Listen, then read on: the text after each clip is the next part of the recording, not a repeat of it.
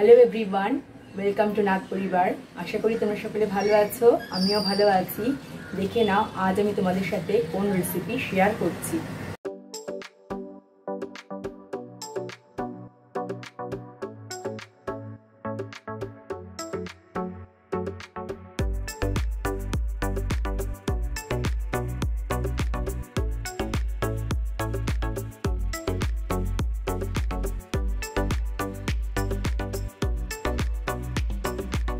আজ আমি তোমাদের সাথে শেয়ার করছি একটা দুর্দান্ত স্বাদের কেকটা তৈরি করব নারকেল দিয়ে।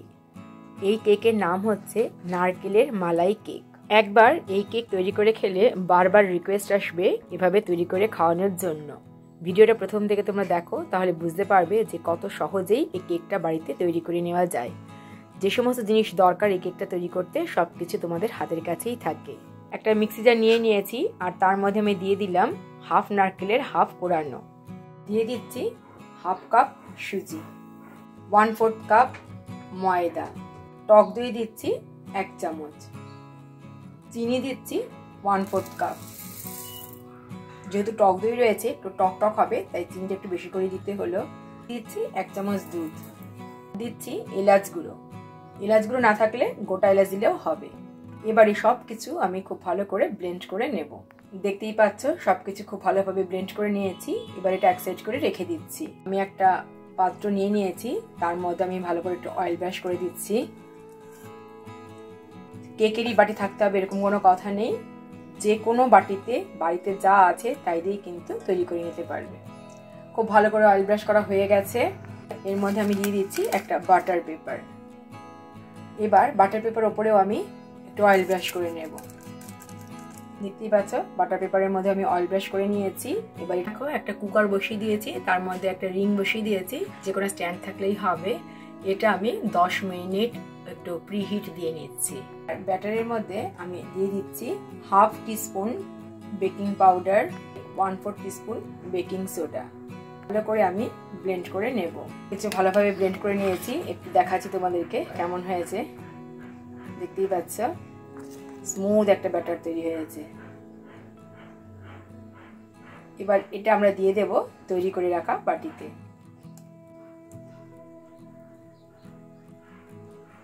ভালো করে ট্যাপ করে নেব, যাতে কোথাও হাওয়া ঢুকে না থাকে। বসিয়ে দিচ্ছি আমি এটা প্রেসার কুকারের ঢাকনাটা আটকে দিলাম। কুকারের মুখটা আমি একটা কাগজ দিয়ে আটকে দিচ্ছি।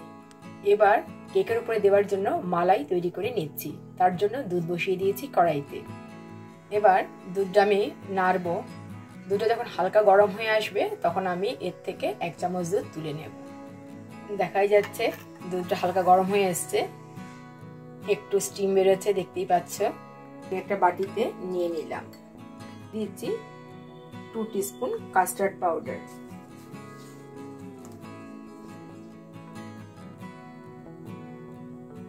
ভালো করে মিশিয়ে নেব। ঠিক আছে, খুব ভালো করে মেশানো হয়ে গেছে দুধের মধ্যে কাস্টার্ড পাউডার। এবার এটা এক সাইড করে রেখে দিচ্ছি। এর মধ্যে দিয়ে দিয়েছি স্যাফরন বা কেশর, তাহলে ভালো হবে, ফ্লেভারটাও ভালো হবে, কালারটাও ভালো হবে। ভালো করে মিশিয়ে নিচ্ছি। আর দিয়ে দেবো এবার চিনিটা দেবে অবশ্যই তোমরা নিজেদের টেস্ট অনুযায়ী। আমি 2 টেবিল স্পুন চিনি দিয়ে দিলাম, করে মিশিয়ে নিচ্ছি। এবার এর মধ্যে দিয়ে দিচ্ছি কাস্টার্ড মেশানো দুধ মেশালাম, তাই ভালো করে আবার সবকিছু মিক্সড আপ করে দিচ্ছি। দেখতেই পাচ্ছ খুব ভালোভাবে মেশানো হয়ে গেছে। গ্যাসের ফ্লেম অফ করে এটা রেখে দেবো ঠান্ডা হওয়ার জন্য। ঠান্ডা হলে দেখবে অনেকটা ভারী হয়ে গেছে। 40 মিনিট পর চলে এলাম, ঢাকনাটা খুলছি। দেখতেই পাচ্ছ কত সুন্দর তৈরি হয়েছে কেক, কতটা ফুলে উঠেছে দেখতে পাচ্ছ। চেক করে নেব, দেখো একদম পরিষ্কার, তার মানে কেকটা কুকড হয়ে গেছে। এবার আমি গ্যাসের ফ্লেম অফ করে দিচ্ছি। আস্তে করে বের করে নিয়ে আসছি। দেখো কত সুন্দর তৈরি হয়ে গেছে নারকেলের কেক। এবার একটু ঠান্ডা হলে আমি একটা প্লেটের মধ্যে নিয়ে নিচ্ছি। এখন আমি তোমাদেরকে দেখাচ্ছি 5 মিনিট পরে ঠান্ডা হয়ে গেছে। দেখতে পাচ্ছ আমি হাত দিয়ে ধরতে পারছি। এবার এটা আমি ডিমোল্ড করে নিচ্ছি। একটা প্লেট নিয়ে নিয়েছি। এবার এর মধ্যে আমি এটা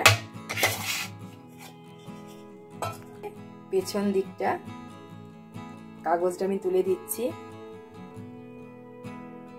দেখো কত সুন্দর, এখনো ধোঁয়া উঠছে, গরম আছে। দেখো কতটা সফট হয়েছে, তোমাদেরকে বলে বোঝাতে পারবো না। আমার আঙুল বসে যাচ্ছে এর মধ্যে, এত সুন্দর হয়েছে কেকটা। আর তোমরা তোমাদের ইচ্ছে অনুসারে এখানে গার্নিশ করে নিতে পারো। আমি ওপর দিয়ে দিচ্ছি তৈরি করে রাখা মালাই। কেশর দেওয়া মালাই এত টেস্টি, তার মধ্যে রয়েছে কাস্টার্ড পাউডার। বুঝতেই পারছো সবকিছু মিলিয়ে দুর্দান্ত একটা ইয়াম্মি ব্যাপার। এবার ওপর দিয়ে আমি দিয়ে দিয়েছি একটা চেরি, আর দিয়ে দিচ্ছি কুচনো আমন্ড। ইচ্ছে করলে তোমরা অন্য কিছু দিয়েও কিন্তু গার্নিশ করতে পারো। তৈরি হয়ে গেল দারুণ স্বাদের নারকেলের মালাই কেক। যেমন স্বাদে তেমন গন্ধে অত্যন্ত সুন্দর এই কেক। এবার আমি কেটে দেখাচ্ছি। দেখো কতটা সফট, অসাধারণ। দেখে তোমরা বুঝতেই পারছো যে কতটা সফট হয়েছে। আমি একটু তুলে তোমাদেরকে দেখাচ্ছি। দেখো এই রকম হয়েছে। তোমাদের কাছে অনুরোধ থাকবে একবার এভাবে তৈরি করে খাওয়ার জন্য। ভিডিওটা প্রথম থেকে শেষ পর্যন্ত দেখার জন্য অসংখ্য ধন্যবাদ। আশা করি আজকের রেসিপিটা সকলেরই ভালো লেগেছে। তাহলে আজ এই পর্যন্তই, দেখা হবে তোমাদের সাথে আবার নেক্সট ভিডিওতে। ততক্ষণ পর্যন্ত তোমরা সকলে ভালো থেকো, টাটা।